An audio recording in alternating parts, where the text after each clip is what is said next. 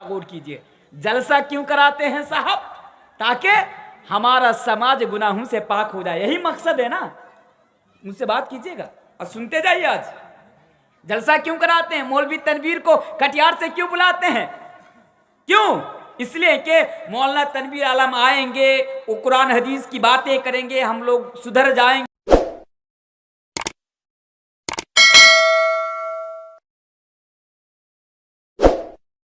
हमारा और आपका किरदार, इस उन्वान के ऊपर गुफ्तगू करना, बात करना वक्त की अहम ज़रूरत है। और वो इसलिए कि आज हमारी सोसाइटी, हमारा समाज, हमारा मुआशरा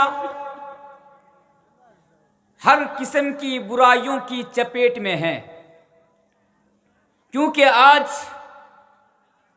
कोई ऐसी बुराई नहीं जो हमारे समाज के अंदर, हमारे गांव के अंदर, हमारे मोहल्ले के अंदर, हमारी बस्ती के अंदर और सोसाइटी के अंदर मौजूद ना हो। गौर से सुनिएगा आज मेरी बात। हर किस्म की बुराइयां आज हमारे और आपके समाज के अंदर मौजूद है। आज हमारा समाज तबाही के दहाने पर है। तो इस बात को भी याद रखिएगा, अगर समाज के अंदर अगर आज बिगाड़ है, समाज के अंदर अगर आज बुराइयां हैं, तो इसके अव्वल जिम्मेदार हम और आप खुद हैं।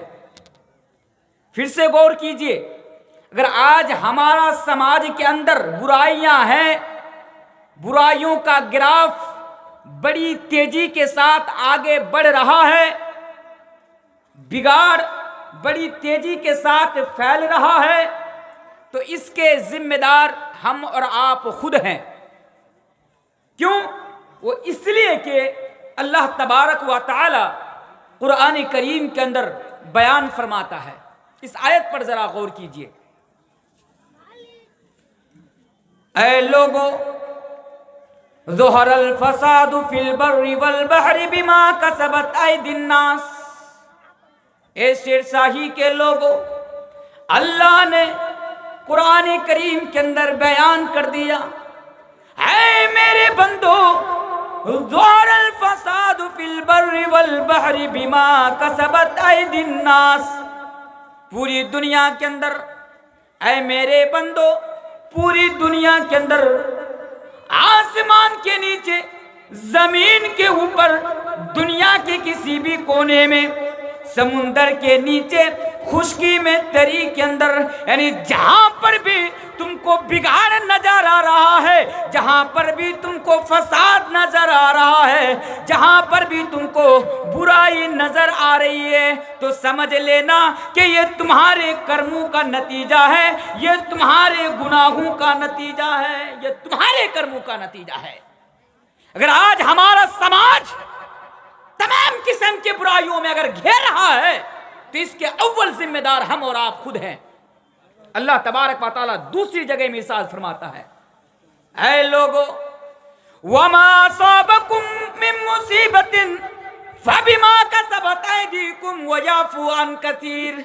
जब तुम्हारे समाज के अंदर, तुम्हारी सोसाइटी के अंदर, तुम्हारे गांव के अंदर, या यूं कह लूं, वमा असाबकुम मिन मुसीबतिन फबिमा कसबत ऐदीकुम। ऐ लोगों, जब भी तुम्हारे पास कोई परेशानी आए, जब भी तुम्हारे पास किसी किस्म की तकलीफ आए, किसी किस्म की परेशानी आए, तो ये समझ लेना कि ये तुम्हारे कर्मों का नतीजा है, ये तुम्हारे गुनाहों का नतीजा है, ये अल्लाह और अल्लाह के रसूल की नाफरमानी करने का नतीजा है।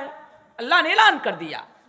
इसलिए अगर आज हमारे समाज के अंदर बुराइयां हैं, तो इसका अव्वल जिम्मेदार हम और आप खुद हैं। आइए और एक बात पर जरा गौर कीजिए, जलसा क्यों कराते हैं साहब? ताकि हमारा समाज गुनाहों से पाक हो जाए, यही मकसद है ना।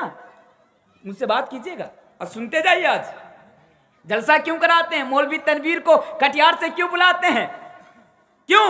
इसलिए कि मौलाना तनवीर आलम आएंगे, वो कुरान हदीस की बातें करेंगे, हम लोग सुधर जाएंगे, हम लोगों के अंदर तब्दीली आएगी, चेंजिंग आएगी, उनकी बातों पर अमल करेंगे। यही ना जलसा करने का और जलसा सुनने का मकसद है।